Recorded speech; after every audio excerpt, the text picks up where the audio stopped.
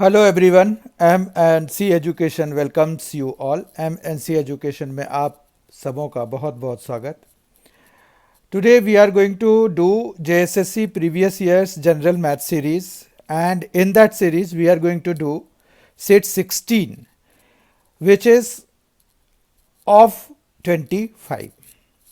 आज जो है हम झारखंड कर्मचारी चयन आयोग द्वारा आयोजित परीक्षा में पूछे गए प्रश्नों का संग्रह लेकर उसका सेट 16 जो कि कुल 25 में से आने हैं, मतलब इस तरह के टोटल 25 सेट्स आने हैं, उसका 16 सेट लेकर मैं प्रस्तुत हूँ।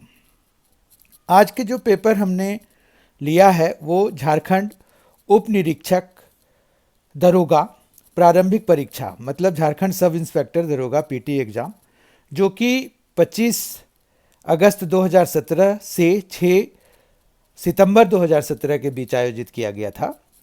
तो उसका एक पेपर पूरा जिसमें कि 20 क्वेश्चंस, जैसे आपको पता होगा जेएसएससी सीजीएल में भी 20 क्वेश्चंस ही का प्रावधान है, और दरोगा के लिए जो ये झारखंड सब इंस्पेक्टर दरोगा पीटी एग्ज़ाम है उसमें भी हर एक सेट में 20 क्वेश्चंस पूछे गए थे। तो वो 20 क्वेश्चंस सारे अभी हम सॉल्व करने जा रहे हैं। आज का पहला क्वेश्चन है, if sum of internal angles of a regular polygon is 1260 degree then number of sides in the polygon is. अब देखिए, अगर आपके पास n साइड्स हम सपोज कर लेते हैं तो एंगल सम प्रॉपर्टी होती है हमारे पास n-2 इंटू 180। ठीक है, ये एंगल सम प्रॉपर्टी है। किसी भी पॉलीगन के टोटल एंगल का जो सम होता है वो हमें इस फॉर्मूले से मिलता है, जो n-2 इंटू 180 डिग्री है। ठीक है, अब यहां कह रहे हैं कि sum of internal angles of a regular polygon is 1260। तो एएसपी के हिसाब से हमने यहां पर सपोज कर लिया कि इस पॉलीगन में n साइड्स हैं, तो n-2 इंटू 180 डिग्री ये टोटल सम का फॉर्मूला है, और उन्होंने दिया हुआ है कि वो 1260 डिग्री के बराबर है। ठीक है, तो अब इसको n के लिए हम सॉल्व करते हैं। तो यहाँ पर n-2 is equal to 1260 degree by 180 degree हो जाएगा। फिर जब हम इनको कैंसिल कराते हैं तो ये 7 टाइम्स में कैंसिल हो जाता है। ठीक है, तो ये 7 हो गया, और अगर हम यहाँ पर से n की वैल्यू निकालना चाहते हैं तो ये -2 इधर चला जाएगा तो +2, तो इस तरह से 9। तो देयर आर 9 साइड्स, मतलब then number of sides in the polygon is 9। इस तरह से इसका ए ऑप्शन करेक्ट है। ठीक है, क्वेश्चन नंबर 2 देखते हैं। If sides of a triangle are 22 centimetre, 18 centimetre and 11 centimetre, then which of the following is true. देखिए, ये एक्चुअल क्वेश्चन जो है ये थोड़ा कंफ्यूजिंग सा है। कारण ये है कि हम साइड्स को देखकर कई बारी गलत अंदाजा भी लगा सकते हैं। ऐसा कोई ज़रूरी नहीं है कि हम जो है हमेशा सही अंदाजा ही इसमें लगा पाएँ। अगर हमें साइड्स की लेंथ दी हुई है तो किस तरह का ट्रायंगल है, except for the case of right angle triangle. पर यहाँ पर राइट एंगल ट्रायंगल ये है नहीं। क्यों? 22, 18 और 11 जो है वो पाइथागोरियन ट्रिपलेट नहीं बनाते हैं। ठीक है, तो हमारे पास यहाँ पर जो है इसमें एक्यूट एंगल ट्रायंगल बनेगा। लेकिन बात यह है कि ये थोड़ा कंफ्यूजिंग क्वेश्चन इसलिए हो जाता है कि हाउ विल यू डिसाइड कि ये एक्यूट एंगल ही बनेगा, ऑब्ट्यूस एंगल क्यों नहीं बनेगा। तो ऑब्ट्यूस एंगल के लिए एक हिंट ये है कि उसमें एक साइड जो है बहुत ही ज़्यादा बड़ा होता है बाकी दोनों साइड्स के कंपैरिजन में। पर अगर आप यहाँ पर देखें तो 11, 18, 22 ये ऑलमोस्ट सेम ही रेंज के लग रहे हैं, पर ये जब तक आप बनाएंगे नहीं तब तक नहीं पता चलेगा, इसलिए ये क्वेश्चन कंफ्यूजिंग हो जाता है। फिर भी अभी इस केस में तो इसका जो आंसर है वो है triangle is acute angled triangle. ठीक है, ए ऑप्शन करेक्ट है। क्वेश्चन नंबर 3 देखते हैं। In triangle P Q R angle Q is 90 degree, P Q 6 है, क्यू आर 4.5 सेंटीमीटर है। What is the relationship between the values of tan p and cot r। देखिए, ये जो values हैं इनका कोई मतलब नहीं है इस क्वेश्चन में। अगर आप देखिए तो कोई भी राइट एंगल ट्रायंगल अगर आप बनाएंगे तो आपको अपने आप पता चल जाएगा कि क्या बात हो रही है। अब यहाँ पर P है, Q है, R है, उन्होंने दिया हुआ है कि एंगल Q जो है 90 डिग्री है, तो आप भी इसी तरह से एक ट्रायंगल बना सकते हैं। अब अगर आप देखिए tan P अगर लगाएंगे तो दिस मतलब QR बाय PQ होगा ना, और जब आप cot R लगाएंगे तो भी QR बाय PQ ही होगा, तो मतलब ये दोनों बराबर हैं। अब व्हाट अबाउट द लेंस की क्या जरूरत पड़ी यहाँ पर? तो लेंस की कोई भी जरूरत नहीं है, ये सिर्फ कंफ्यूज करने के लिए दिया हुआ है। ये किसी भी राइट ट्रायंगल में इसी तरह का रिलेशन होता है कि जो tan P है वो cot R है। बात समझ रहे हैं? तो इस तरह से इसका ए ऑप्शन करेक्ट हो जाएगा, tan P is equal to cot R।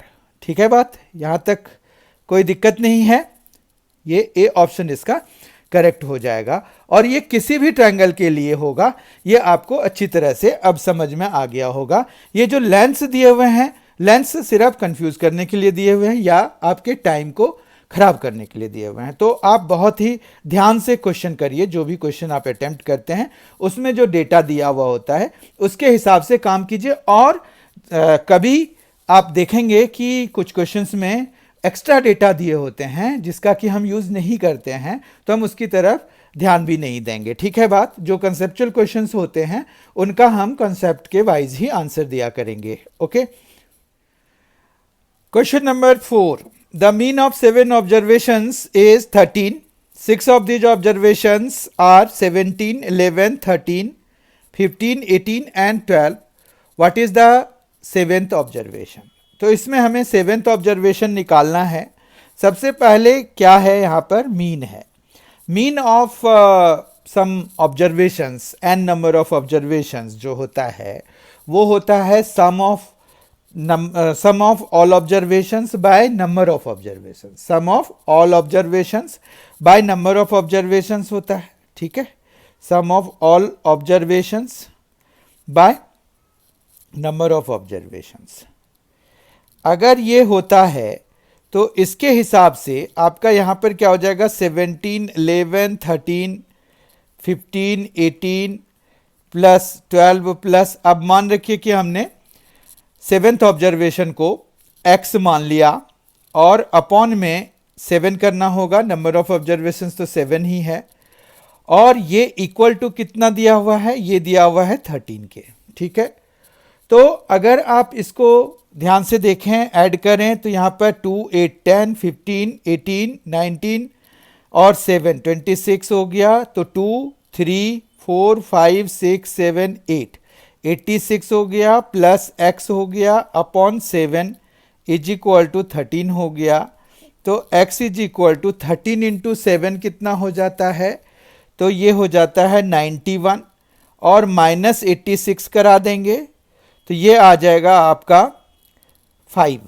ठीक है, तो इस तरह से अगर ऑप्शन में देखें 4, 5, 6 और 5.5 दिया हुआ है तो हमारा 5 यानी कि बी ऑप्शन इस वाले के लिए, इस वाले क्वेश्चन के लिए बी ऑप्शन हमारा करेक्ट हो जाएगा।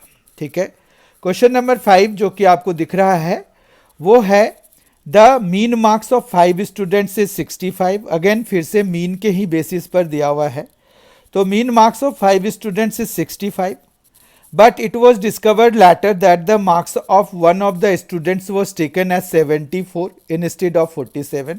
गलती से 74 मतलब ज़्यादा मार्क्स प्रिंट हो गए, ज़्यादा मार्क्स इनपुट हो गए, जबकि उसके 47 थे, जबकि 74 मार्क्स इनपुट हो गए। What is the correct mean marks? तो इसमें हमें क्या करना होगा, तो यहाँ पर मीन मार्क्स ऑफ 5 स्टूडेंट्स है, तो हम टोटल मार्क्स मीन मार्क्स से कैसे निकालते हैं?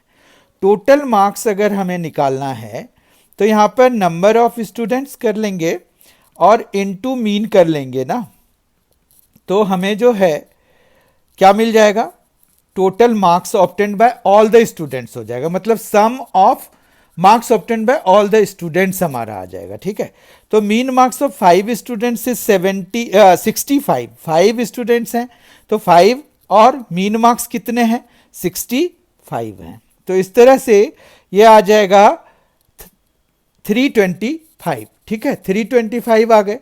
अब इसमें से हम रॉन्ग आइटम निकाल देंगे और जो करेक्ट आइटम है वो डाल देंगे। तो 74 निकाल दिया प्लस 47 कर दिया, समझ में आ रही है बात।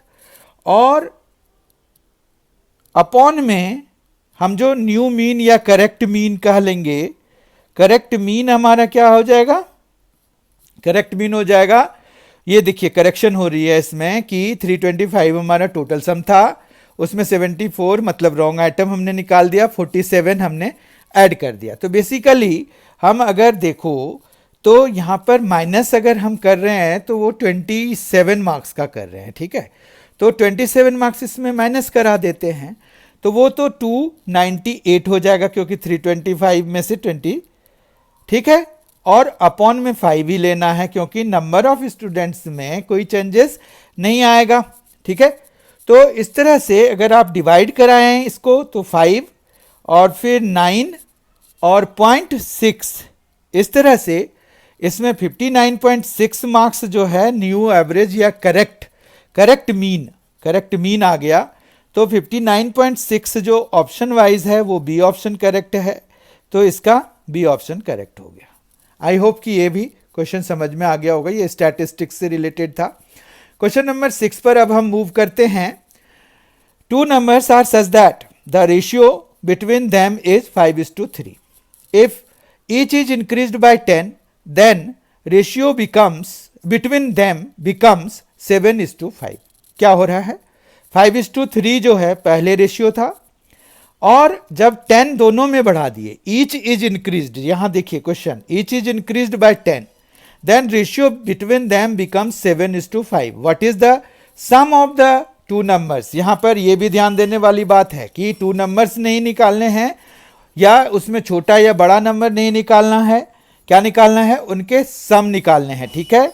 तो यहां पर अगर हमने 5x और 3x मान लिया दोनों नंबर्स को, तो एक को हम 5x सपोज कर लेते हैं, एक को 3x सपोज कर लेते हैं। दोनों में हमने जब 10 का इंक्रीमेंट किया तो वो किसके बराबर हो गया, 7/5 के बराबर हो गया, ठीक है बात। तो अब जो है 7/5 जब बन गया तो हम जो है इसको सॉल्व करने के लिए हम क्रॉस मल्टीप्लाई कराएंगे। तो यहाँ पर आ जाएगा 25x plus 50 is equal to 21x plus 70, और फिर जो है ये हो जाएगा 25x माइनस 21x तो 4x हो जाएगा, और 70 माइनस 50 20 हो जाएगा। तो x इज इक्वल टू 20/4 या सिंपली 5 हो जाएगा, समझ रहे हैं बात। तो यहाँ पर x की वैल्यू 5 आ गई है। अब जो है देयरफॉर नंबर्स क्या क्या हो जाएंगे, या सम ऑफ नंबर्स हम सीधा निकाल सकते हैं। कैसे सम ऑफ नंबर्स, देखिए नंबर्स आपको क्या दिए हुए हैं, 5x और 3x, तो उनको हम पहले ही ऐड कर लेते हैं। तो 8x हो गया ना, तो 8 हो गया इंटू 5 करा देंगे क्योंकि x की वैल्यू 5 है, 8 इंटू 5 40 हो गया, तो हमें सम मिल गया 40। तो इस तरह से डी ऑप्शन जो है, हमें जितने भी ऑप्शंस दिए हुए हैं उनमें से डी ऑप्शन इसके लिए करेक्ट हो जाएगा, ठीक है। 7th क्वेश्चन देखिए, how many seconds will a train 240 metre long running at the speed of 54 kilometre per hour take to pass a man standing on a platform. अब देखिए मैन की जो विड्थ है हम नेग्लिजिबल सपोज कर लेते हैं, दो थोड़ा बहुत तो होता ही है, लेकिन फिर भी हम इसको ये सपोज कर लेते हैं कि उनकी विड्थ कुछ है ही नहीं, ठीक है। तो नेग्लिजिबल मान लिया। तो यहाँ पर हम 240, अब ये मीटर में है तो अपॉन में ये 54 किलोमीटर पर आ रहा है, तो इसको भी हमें मीटर पर सेकेंड में चेंज करना होगा। तो उसके लिए मैंने आपको पीछे कुछ जो क्वेश्चन हम पेपर जो सॉल्व कर रहे थे, तो पीछे कई बारी हमने ऐसे काम किए हैं कि किलोमीटर पर आवर को हमने मीटर पर सेकेंड में चेंज किए हैं। तो उसके लिए जो मल्टीप्लाइंग फैक्टर होता है वो आपको पता होगा कि 5/18 से जब हम 5/18 से जब हम किलोमीटर पर आवर को चेंज करना चाहते हैं मीटर पर सेकेंड में, तो जितना भी है हमें, जैसे यहाँ 54 दिया हुआ है उसको आप 18 से मल्टीप्लाई कराइएगा, जब 5/18 से जब मल्टीप्लाई कराइएगा तो ये मीटर पर सेकेंड में चेंज हो जाता है। ठीक है, फिर डिवाइड करा रहे हैं, अब यहाँ पर सॉल्व कर दीजिए, ये 15 हो गया तो 240/15 हो गया। और ये देखिए ये मीटर भी कैंसिल हो गया तो ऊपर सेकेंड, मतलब इसको डिवाइड करने से हमें सीधा सीधा टाइम ही मिल जाएगा। और उन्होंने कहा भी है कि how many seconds will a train will take. ठीक है, तो जो ट्रेन की अपनी लेंथ क्रॉस करने में जो टाइम लगेगा सिर्फ वही हमारा काउंटेड होगा यहाँ पर। ठीक है, तो इस तरह से 240 को जब हम 15 से डिवाइड कराते हैं तो हमें क्या मिलेगा, 16 मिलेगा। तो इस तरह से 16 सेकेंड्स में ये ट्रेन उस बंदे को जो कि प्लेटफॉर्म पे खड़ा है उसको पार कर जाएगी। ठीक है, समझ में आ गई बात। ये एग्जैक्टली अपने ट्रेन के लेंथ के को क्रॉस करने जैसा हो गया और अपनी ही स्पीड से। ठीक है, अब अगर मान रखिए कि प्लेटफॉर्म को क्रॉस करना होता, उसकी लेंथ रहती कुछ, तो हम फिर यहाँ पर दोनों की लेंथ को ऐड कराते हैं और स्पीड से फिर डिवाइड कराते हैं। ठीक है, ये भी आपको इस तरह के भी क्वेश्चंस हमने करे हैं और भी इस तरह के आएंगे क्वेश्चंस तो हम डिस्कस करेंगे। और हमारा बहुत जल्दी ही चैप्टर वाइज भी मैं शुरू करने जा रहा हूं, तो चैप्टर वाइज जब शुरू करेंगे तो उसमें ये सारे क्वेश्चंस फिर से हम डिस्कस करेंगे, थोड़े थोड़े चेंजेस के साथ, ग्रेजुअल चेंजेस के साथ डिस्कस करेंगे। तो प्लीज़ बी देयर। अभी फ़िलहाल जो है हम क्वेश्चन नंबर 8 करते हैं, उसमें है graphically equation of the line x is equal to 0 represents. अब देखिए ये x इज इक्वल टू 0 जो है बहुत ही कंसेप्चुअल क्वेश्चन है, बहुत ही बेसिक क्वेश्चन है। ये y एक्सिस को रिप्रेजेंट करता है। ठीक है, तो x एक्सिस को जो रिप्रेजेंट करेगा उसका क्या इक्वेशन होगा, x एक्सिस को रिप्रेजेंट करने वाले का इक्वेशन होता है y is equal to 0। Both x and y axis वाला कोई भी इक्वेशन नहीं होता है। ऑरिजिन एक पॉइंट है, ना कि वो एक इक्वेशन है। ऑरिजिन कोऑर्डिनेट से रिप्रेजेंट होता है, ऑरिजिन को हम 0 0 से रिप्रेजेंट करते हैं। ठीक है, बात समझ रहे हैं, जबकि हमारा इसके लिए कोई भी no such line is there. ठीक है, जबकि x के लिए हमारे पास y is equal to 0 line होती है। ठीक बात, तो हमारे पास ये बहुत ही कंसेप्चुअल क्वेश्चन है, ये आपको आ सकता है, पूछ सकते हैं, क्योंकि बेसिक होने के साथ साथ ये थोड़ा ट्रिकी भी है, क्योंकि कई बार हम एडवांस की तैयारी करने के चक्कर में बेसिक्स को भूल जाते हैं, तो इसलिए ये क्वेश्चन ट्रिकी हो सकता है एट सम टाइम्स। ठीक है, तो 8th क्वेश्चन का आंसर बी, वाई एक्सिस, मतलब x इज इक्वल टू 0 जो है वाई एक्सिस को रिप्रेजेंट करता है। क्वेश्चन नंबर 9 देखिए, for a regular polygon with n sides measure of each exterior angle is 18 degree, find the value of n। अब देखिए आपको एक बहुत ही अच्छा कंसेप्ट पता है कि जितने भी एक्सटीरियर है, जितने भी पॉलीगन है, कोई दिया हुआ आपको कोई भी पॉलीगन दिया हुआ है, उसके कितने भी साइड्स हों, पर जो एक्सटीरियर एंगल्स होते हैं हमारे पास, उनके अगर हम सम करते हैं तो वो हमेशा 360 के बराबर होते हैं। ठीक है, तो हमारे पास यहाँ पर है अ रेगुलर पॉलीगन है with n sides, measure of each exterior angle is 18 अगर है तो हमारे पास टोटल सम जो है एक्सटीरियर एंगल का तो 360 है ना, और अपॉन में अगर हमने 18 करा देंगे तो ये नंबर ऑफ साइड्स मतलब n को दे जाएगा। ठीक है, बहुत ध्यान से समझ लीजिए इसको।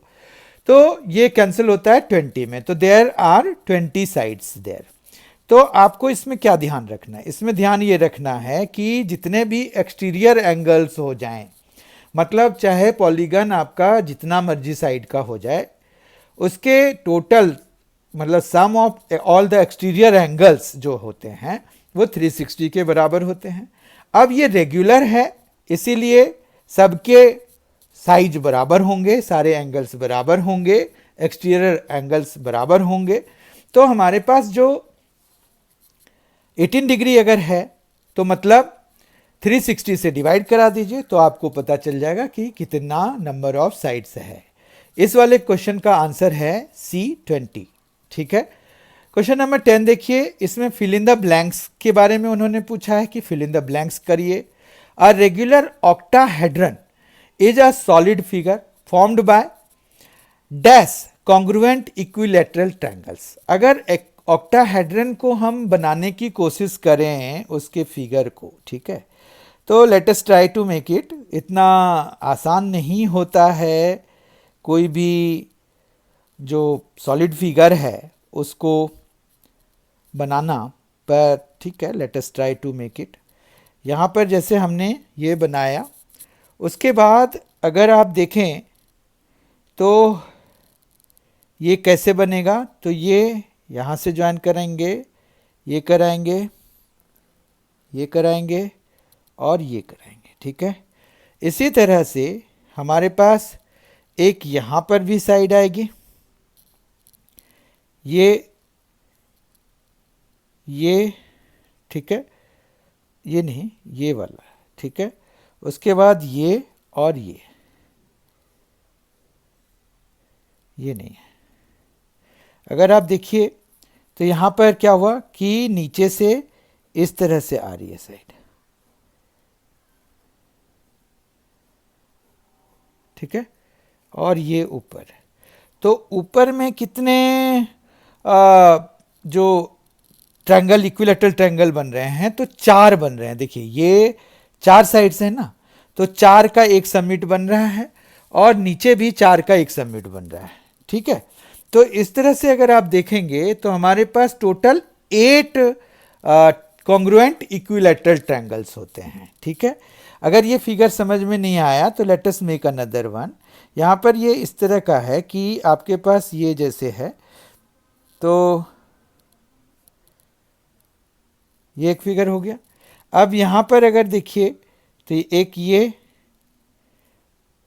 ऐसे बनता है, ठीक है, ये ऐसे बन गया, और एक साइड यहाँ पर बनाई है, ये और ये, ठीक है। तो ये है हमारा जो क्वाड्रिलेटरल है, और यहाँ से एक ये इक्विलेटरल ट्रायंगल, एक इस साइड इक्विलेटरल ट्रायंगल, ये एक इस साइड इक्विलेटरल, और एक ये वाला, समझ रहे हैं। इसी तरह से नीचे से भी 4 बनते हैं, तो टोटल 8 हो जाते हैं। तो आप ध्यान रखिए कि ऑक्टाहेड्रन है, ऑक्टा मतलब 8, तो आपके पास 8 कॉन्ग्रुएंट इक्विलेटरल ट्रायंगल से वो बनते हैं, ठीक है। क्वेश्चन नंबर 11 देखिए। क्वेश्चन नंबर 11 में है, Aditya is supposed to get 5% increase in his salary, by mistake his salary is increase by 20%। तो क्या हुआ कि अगर मान रखिए कि अभी की करंट सैलरी उसकी जो है एस है, तो 20% बढ़ जाने के बाद वो 1.2 इंटू एस हो गया, ठीक है। फिर इन्होंने क्या किया कि on realising the mistake HR department then decreased his salary by 15%। तो 15% किसका कम कर दिया, इसका कम कर दिया, मतलब 1.2 एस का 15% जब उसने कम कर दिया तो 0.85 ही रह गया इस 1.2 एस का, ठीक है। आप समझ पा रहे हो। तो यहां पर ये जो एक इक्वेशन बना हमारे पास, वो कुछ इस तरह का बन गया। अब अगर आप इसको मल्टीप्लाई कराओगे तो ये आ जाएगा 1.02 इंटू एस। तो ये जो है रिजल्टेंट तो हमारे पास 1.02 हुआ। अब 1.02 का मतलब यहाँ पर क्या हो गया कि ये प्लस में कितना हो रहा है, 0.02, जो कि परसेंटेज टर्म में 2% है, ठीक है। तो 5% उसका इंक्रीमेंट होना था, पर सरकारी चक्कर के चक्कर में उसका सिर्फ 2% ही इंक्रीमेंट हुआ। पहले तो वो खुश हो गया बेचारा कि 20% इंक्रीमेंट हो गया, पर 15% कम कर देने के बाद उसका जो इन एब्सोल्यूट टर्म जो इंक्रीमेंट हुआ वो 2% ही रहा। तो ये सी ऑप्शन इसका करेक्ट है, ठीक है। 12th क्वेश्चन देखिए, what can be the value of m for which the system of equations 4x plus my plus 19 is equal to 0 and x plus 3y plus 7 is equal to 0 has no solution। अब no solution कब होता है, 10th class में हमने पढ़ा था कि no solution का केस होता है a1 by a2 is equal to b1 by b2 is not equal to c1 by c2। सबसे पहले यहां पर अगर आप देखिए तो C1/C2 कितना है, 19/7 है। ठीक है, ये बराबर नहीं होना चाहिए। अब यहां पर देखिए A1/A2, A1 4 है और A2 1 है। B1 M है जिसे हमें निकालना है, प्राप्त करना है, और B2 जो है हमारा वो है 3। समझ रहे हैं आप? यहां पर देखिए, आप बहुत ध्यान से देखिए, A1x plus B1y plus C1 होता है। C1/C2 मतलब C2 ये 7 है, C1 19 है, तो 19/7 आ गया, इसके बराबर नहीं होना चाहिए, और ये दोनों आपस में बराबर होने चाहिए। ठीक है, तो अगर हम पहले दो से सॉल्व करें तो m की वैल्यू तो 12 आ रही है। ठीक है, तो अगर m की वैल्यू 12 है तो हमारे पास यहां पर 4/1 आएगा, ये दोनों ही 4/1 आ जाएंगे, लेकिन वो 19/7 के बराबर तो नहीं होगा, यानी कि m जो है 12 होना चाहिए। उसके बाद जो गिवन सिस्टम ऑफ इक्वेशंस हैं, लीनियर इक्वेशंस हैं, वो हमें जो इनकंसिस्टेंट आ जाएंगे। नो सॉल्यूशन का मतलब होता है इनकंसिस्टेंट, इनकंसिस्टेंट मतलब उसके सॉल्यूशन नहीं होते हैं। तो इस तरह से बी ऑप्शन इस वाले क्वेश्चन नंबर 12 के लिए सही हो जाएगा। Let us now do question number 13। The expenses of a guest house are partly fixed and partly varies directly as the number of guests. The expenses were 2 lakh when the number of guests were 1200 and 1,70,000 when the number of guests were 1000. What was the number of guests when the expenses were 1,88,000? बताइए कैसे करेंगे इसको। ये सबसे पहले अगर आप देखें तो ये किस चैप्टर से रिलेटेड है, तो ये भी लीनियर इक्वेशंस इन 2 वेरिएबल्स से रिलेटेड है। अब यहाँ पर अगर हमारे पास ये देखिए पार्टली फिक्स्ड है और पार्टली वेरीज है, तो फिक्स्ड कॉस्ट को हम f मान लेते हैं और वेरिएबल कॉस्ट को हम v मान लेते हैं। अब ये कह रहे हैं कि जब 1200 थे गेस्ट तो 2 लाख का एक्सपेंस आया। ठीक है, तो ये एक इक्वेशन तैयार हो गया, fixed cost plus 1200 into V variable cost is equal to total expense. ठीक है, ये समझ में आ गया होगा। दूसरे पे हम मूव करते हैं, उसमें है कि फिक्स्ड कॉस्ट तो एफ ही लगेगा ना हमें, और वेरिएबल कॉस्ट अब 1000 के हिसाब से लगेगा, और ये दोनों मिलके 1,70,000 के बराबर है। ठीक है बात। अब ये दो लीनियर इक्वेशंस हैं, इनको सॉल्व करना है, तो हम माइनस कर देते फटाफट। तो ये जो है एफ कैंसिल ही हो जाएंगे दोनों। ये 1200 माइनस 1000 तो ये हो जाएगा 200v, और यहाँ पर जब माइनस कराएंगे तो ये जो है 30,000 हो जाएगा। समझ रहे हैं? अब जो है वेरिएबल कॉस्ट हमें मिल जाएगा, v इज इक्वल टू हो जाएगा 30,000 बाई 200। ठीक है, तो ये दो जीरोस कैंसिल कराया, ये 2 से 150 हो जाएगा। तो वेरिएबल कॉस्ट कितना आ गया, 150 हो गया। अब फिक्स्ड कॉस्ट भी हम निकाल लेते हैं। फिक्स्ड कॉस्ट के लिए हम किसी भी एक इक्वेशन में, या तो हम इसमें या फिर इसमें वैल्यू ये वाली लगा देते हैं। तो हम दूसरे वाले में लगा देते हैं क्योंकि हमें v को 1000 से मल्टीप्लाई कराना पड़ेगा। तो 1,70,000 माइनस ये 150 इंटू 1000 तो कितना हो जाएगा, 1,50,000। ठीक है, इतना समझ में आ गया। तो इस तरह से ये 20,000 हो गया। 20,000 फिक्स्ड कॉस्ट है, फिक्स्ड चार्ज है, और वेरिएबल चार्ज है 150। समझ में आ गई बात, कोई दिक्कत नहीं है। अब जो है अगर हमारे पास ये पूछ रहे हैं कि what was the number of guest when expenses were 1,88,000, तो मतलब हमें ये वाली चीज़ दी हुई है, तो हमारा राइट हैंड साइड हो गया 1,88,000। ठीक है, और यहाँ पर फिक्स्ड कॉस्ट हमारा कितना है, 20,000 है। ठीक, प्लस यहाँ पर नंबर ऑफ गेस्ट को n मान लेते हैं और v हमारा 150 है। ठीक है, ये एक इक्वेशन तैयार हो गया। यहाँ पर से जो n की वैल्यू आएगी वही हमारा आंसर हो जाएगा। ठीक है, तो ये 150 n is equal to 1,88,000 minus 20,000 तो 1,68,000 हो जाएगा। n is equal to 1,68,000 by 150 हो जाएगा। जब हम इसको डिवाइड कराते हैं तो हमारे पास इसके लिए क्या आंसर मिलेगा, आप डिवाइड करिए तो आपको मिलता है यहां पर 1,120, मतलब 1120 जब गेस्ट होंगे। ऑप्शन वाइज ए ऑप्शन इसका करेक्ट हो गया, 1120 ए ऑप्शन करेक्ट हो गया। चीजें समझ में आ गई। इसमें आपको इक्वेशंस फ्रेम करना होता है। क्वेश्चन नंबर 14 पर अब हम मूव कर रहे हैं।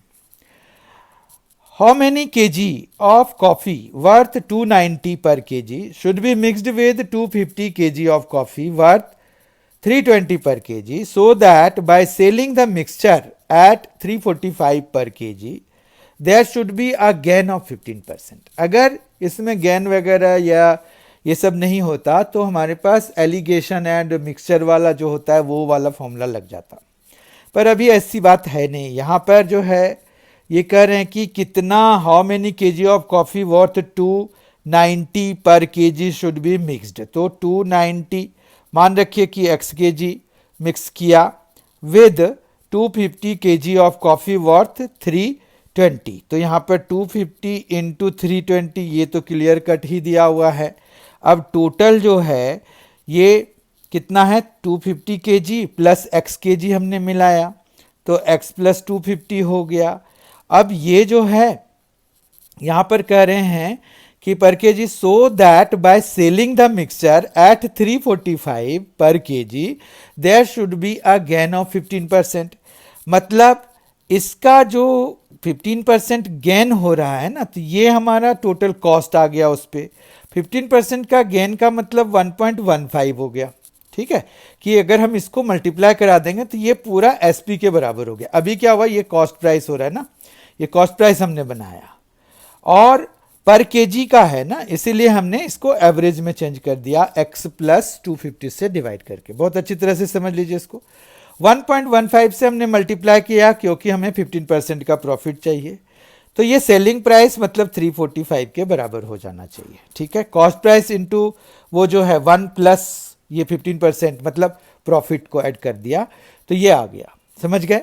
इनको हमें क्रॉस मल्टीप्लाई करके सॉल्व करना है और फिर जो है हमें इसका आंसर लेके आना है। ठीक है, तो 1.15 है और यहाँ पर जब आप मल्टीप्लाई कराएंगे तो यहाँ पर क्या क्या मल्टीप्लाई होगा आपस में। अगर देखिए तो ये 290x तो ठीक है, 290x ही रहेगा, प्लस ये मल्टीप्लाई हो जाएगा तो 2 जीरोस तो पहले लगा ही दीजिए।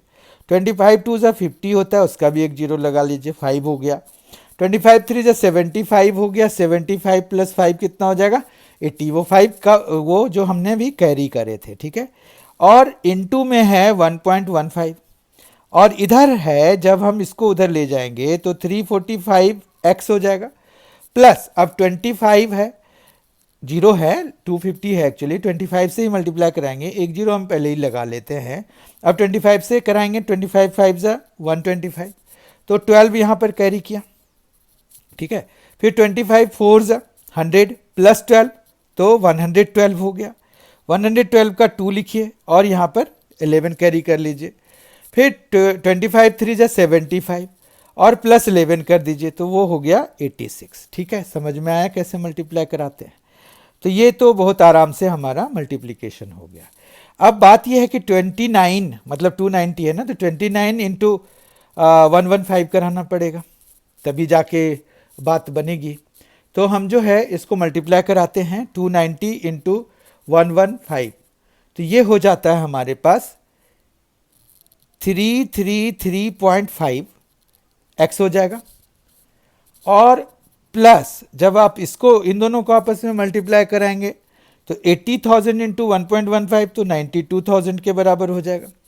ठीक है, और राइट साइड में कितना है, तो राइट साइड में है 345 x और प्लस 86 250। ठीक है, 86,250 250। अब ये उधर ले जाके माइनस करा दें तो हमारे पास यहाँ पर 0.5 और ये 4 हो गया तो 1 हो गया, और 4 हो गया तो 1 हो गया, तो यहाँ पर फिर 4 हो गया तो 1 हो गया, 3 कैंसिल हो गया, तो 11.5 आ रहा है। 11.5 एक्स हो गया जब माइनस कराएंगे तो, और 92,000 में 86,250 जब माइनस कराएंगे तो 750 पे ये 87 हो जाएगा, तो 5,750 हो जाएगा, 5,750 हो जाएगा। ठीक है, तो x इज इक्वल टू क्या हो जाएगा, 5750 बाय 11.5, 11.5 हो गया। जब आप इनको डिवाइड कराएंगे तो आपके पास ये जो है 5 टाइम्स में मतलब जा रहा है 50 टाइम्स में बेसिकली, और यहाँ पर डेसिमल के लिए फिर 5 आ जाएगा, तो 500 हो गया। समझ में आई बात? तो इस तरह से 500 kg जो है उसको मिलाना चाहिए ये 290 पर kg वाला कॉफ़ी। ठीक है, तो 500 kg, इसमें कैलकुलेशन थोड़ा ज़्यादा था तो आप बहुत ध्यान से करिए, और 500 kg इसका आंसर हो जाएगा जो कि डी पार्ट पर है, तो इस तरह से डी ऑप्शन इसका करेक्ट हो जाएगा। क्वेश्चन नंबर 15 देखिए। From a vessel containing 32 liters of alcohol, 4 liters are drawn out and the cask is filled up with water. If the same process is repeated 2 more times, what will be the proportion of alcohol to water in the resulting mixture? ये थोड़ा tricky question है क्योंकि इसमें जो है आपको ratio निकालना पड़ेगा। तो यहाँ पर बेसिकली अगर हम देखें तो we can use one formula there. यहाँ पर x है और 1 minus Y by X power n, इतना जो है n ऑपरेशन के बाद बच जाता है। अब इसमें देखिए कि x और y क्या क्या रिप्रेजेंट कर रहे हैं। x जो है इनिशियल अमाउंट रिप्रेजेंट कर रहे हैं ये दोनों जगहों पे, और y हम जितना निकाल रहे हैं उसको रिप्रेजेंट कर रहे हैं। पर ये कितने ऑपरेशन के बाद, तो n ऑपरेशन के बाद जितना बचेगा एल्कोहल। ठीक है, जो मेन चीज है यहाँ अभी क्या है, टोटल 32 लीटर्स ऑफ एल्कोहल था, तो एल्कोहल कितना बचेगा n ऑपरेशन के बाद। यहाँ पर क्या है, 2 मोर ऑपरेशन, मतलब टोटल 3 ऑपरेशन किए गए हैं इस तरह के, तो 3 ऑपरेशन के बाद कितने बचेंगे, तो यहाँ पर अब वैल्यू लगा लेते हैं। x हमारा कितना है, 32 है। ठीक है, फिर 1 माइनस आप y बाय x, यानी कि y है हमारा 4 क्योंकि 4 लीटर्स आर ड्रॉन, और फिर यहां पर है 32 और फिर n ऑपरेशंस मतलब 3। इतने के बाद एल्कोहल का कंटेंट इतना बचा हुआ है। ठीक है, बात समझ रहे हैं? जबकि आपको पूछा है what will be the proportion of alcohol to water in the resulting mixture. Clear है? तो वो तो हम देख लेंगे, पहले यहां पर देख लेते कि ये कितना बन रहा है।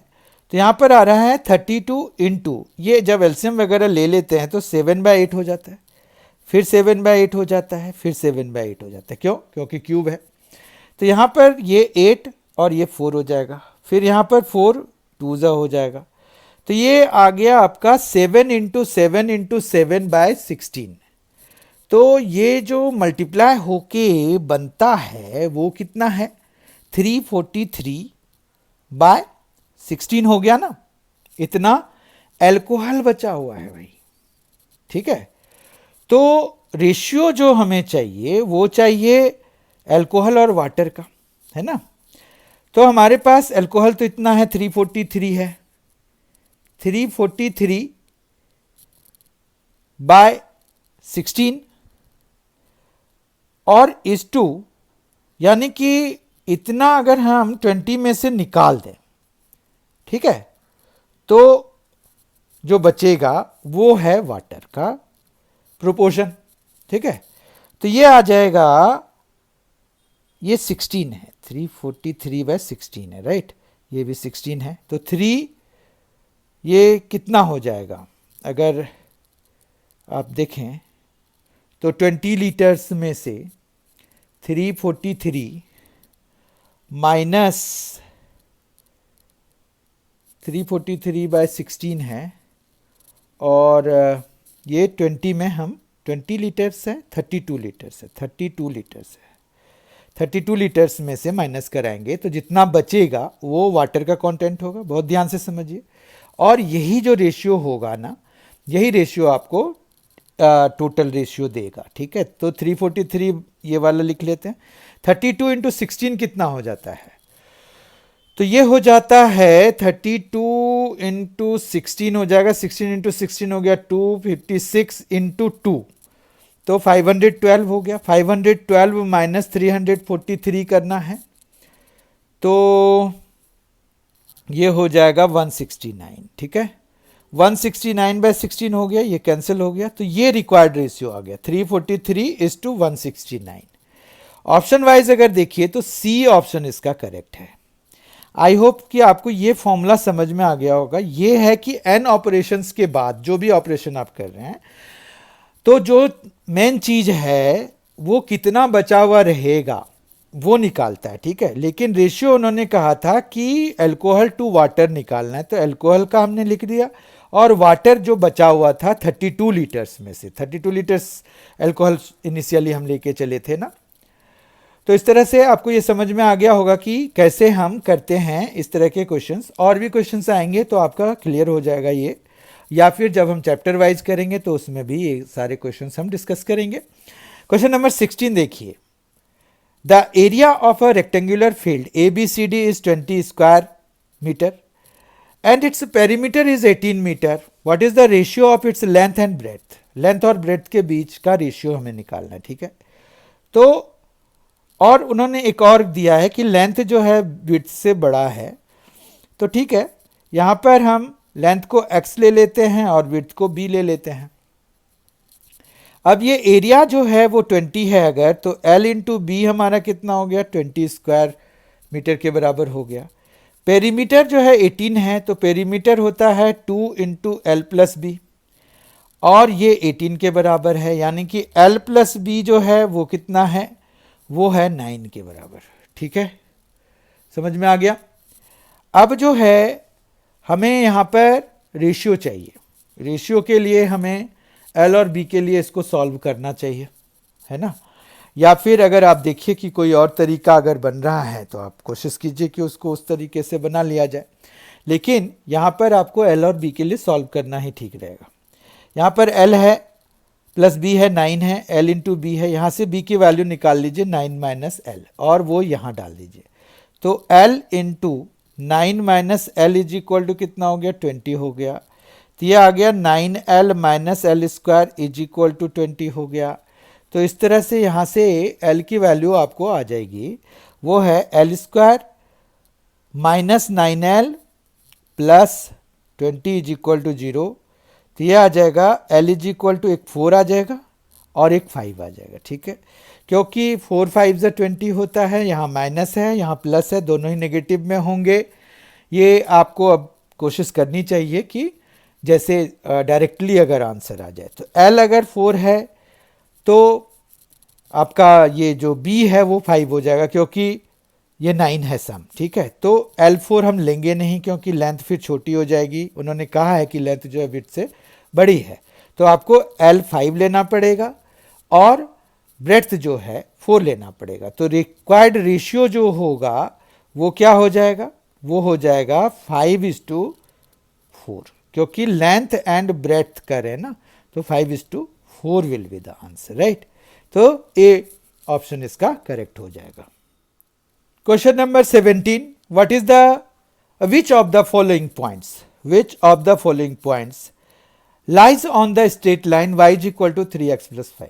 ये क्वेश्चन ऐसे होते हैं जो कि बहुत जल्दी हो जाते हैं और हमेशा हमें ऑप्शन से ही करने चाहिए इसको।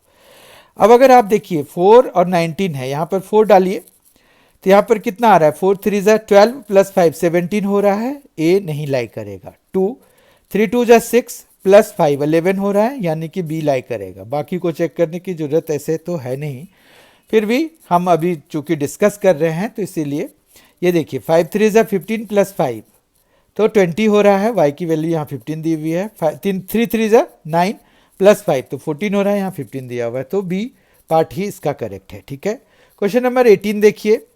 इन which quadrant does the point. अब क्वाड्रेंट सिस्टम के हिसाब से अगर देखिए तो आपको यहां पर क्या होता है, दोनों प्लस, ठीक है, यहां पर माइनस और प्लस, ये पहले वाला x की वैल्यू, मतलब हम जो कोऑर्डिनेट लिखते हैं वो हमेशा एक्स वाई के फॉर्मेट में लिखते हैं, ठीक है, तो माइनस प्लस, ये दोनों ही माइनस, और यहां पर ये प्लस और माइनस होता है, ठीक है।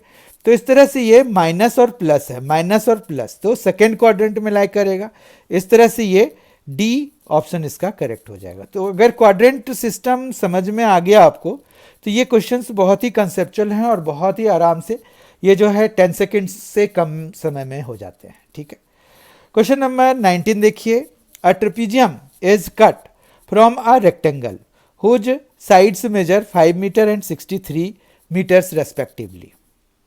यहाँ पर जो है एक रेक्टेंगल है, तो रेक्टेंगल में जो है 5 मीटर और 63 मीटर रेस्पेक्टिवली है, तो ये इस तरह का है, थोड़ा सा मतलब हम उतना तो रिप्रेजेंट नहीं कर पाएंगे, लेकिन हाँ एक ऐसा रिप्रेजेंट करते हैं कि ये जो है इसकी तुलना में लेंथ जो है काफ़ी बड़ी है, ठीक है। आप देख सकते हैं 5 और 63 दिया हुआ है आपको। Trapezium is cut with its parallel sides in the ratio 5:16, ठीक है, 5:16 के रेशियो में कट करा दिया। The area of the trapezium is 4/15 of the rectangle. अब इसका एरिया अगर देखें तो 5 × 63 है, यानी कि ये कितना है, 5 3 = 15, 31 हो जाएगा, तो 315 मीटर स्क्वायर है इसका एरिया, ठीक है। और जबकि ट्रेपेजियम की जो पैरेलल साइड्स है वो 5x और 16x हो जाएगा, क्योंकि 5:16 रेशियो में उनके पैरेलल साइड्स दिए हुए हैं। ट्रेपेजियम का एरिया कितना होता है, वो होता है half into sum of parallel sides into h। अब यहां पर h क्या लेंगे, देखिए आप कहीं से भी इसमें ट्रेपेजियम काटिए, ठीक है, कैसा भी ट्रेपेजियम काटिए, आप ऐसा भी काटेंगे अगर आप, तो यहां पर क्या हुआ कि जो डिस्टेंस है वो डिस्टेंस देखिए इसी के तो बराबर होगा, क्योंकि ये दोनों ही पैरेलल हैं, ये 90 है ये भी 90 है, तो ये जब पैरेलल हैं तो ये 5 है तो ये भी 5 होगा। तो मतलब जो distance between the parallel sides of the trapezium है वो विड्थ ऑफ द रेक्टेंगल के बराबर होगा, ठीक है। और ये इक्वल टू दिया हुआ है 4/15 ऑफ 315। समझ में आई बात। अब अगर इसको कैंसिल कराएंगे तो 15 2 = 30, 21 हो गया, 21 इंटू 4 हो जाएगा 84। समझ में आ रही बात, 84 है, ये 2 उधर जाएगा और इधर आ जाएगा 21x, ठीक है। 21x into 5 is equal to 84 into 2, 84 into 2 हो जाएगा 168, ठीक है, 168 है। और फिर आप जो है 21 से इसको 8 टाइम्स में कैंसिल करा सकते हैं, x इज इक्वल टू 8/5 करा सकते हैं, तो ये x की वैल्यू हमें जो है 1.6 मिल रहा है, ठीक है, तो 1.6 मीटर मिल रहा है हमें। अब यहाँ पर उन्होंने साइड्स का नहीं पूछा है, देखिए उन्होंने पूछा है find the sum of the parallel sides of the trapezium. Sum of parallel sides हमारा कितना है, 21x है, तो 21x हमें निकालना है, x हमारा 1.6 है, तो सम ऑफ पैरेलल साइड्स कितना हो जाएगा, sum of parallel sides is equal to 21x, तो 21x जो है वो हो जाएगा 21 इंटू x है 1.6, तो ये आ जाएगा आपका कितना, तो 16 1 = 16 हो गया, 16 2 = 32, 33 हो जाएगा, पॉइंट लगाइए 33.6। तो ऑप्शन वाइज ए ऑप्शन इसका करेक्ट हो जाएगा, ठीक है। 33.6 is the sum of parallel sides of the trapezium, जो कि कट किए गए हैं एक रेक्टेंगल से, जो गिवन रेक्टेंगल था। Let us do question number 20 which is the last question of this session. यहां पर ये कह रहे हैं कि two triangles ABC and XYZ are such that AB is equal to XY, AC is equal to XZ, angle A is equal to angle X, if angle A is equal to 60 degree and angle B is equal to 40 degree, find the measurement of angle Z। देखिए यहां पर दो triangles की बारे में बात कर रहे हैं, तो दो ट्रायंगल्स ऐसे दिए हुए हैं जिनमें कि कुछ कुछ साइड्स जो है बराबर बी दिए हुए हैं जो कि उन्होंने लिख के बताया है। अब ये अगर हमने ये सपोज कर लिया कि भाई ए बी सी है, ये हमने सपोज कर लिया कि एक्स वाई जेड है ट्रायंगल, ठीक है। अब ए बी जो है वो एक्स वाई के बराबर है, ए सी जो है वो एक्स जेड के बराबर है, ए सी जो है एक्स जेड के बराबर है। एंगल ए एंगल एक्स के बराबर है, एंगल ए जो है वो 60 डिग्री है, एंगल बी जो है 40 डिग्री है। इस तरह से angle C angle sum property से 180 degree minus 60 degree minus 40 degree के बराबर हो जाएगा, जो कि 80 डिग्री के बराबर होता है। अब यहाँ पर अगर हम देखें तो कॉन्ग्रुएंसी का कंसेप्ट लगेगा।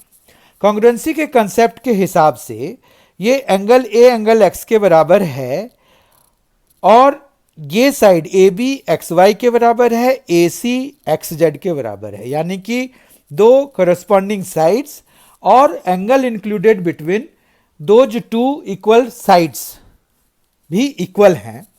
तो किससे, एस ए एस कॉन्ग्रुएंसी से दोनों ट्रायंगल कॉन्ग्रुएंट हो जाएंगे, है ना। Triangle A B C will be congruent to triangle X Y Z. कोई प्रॉब्लम नहीं है।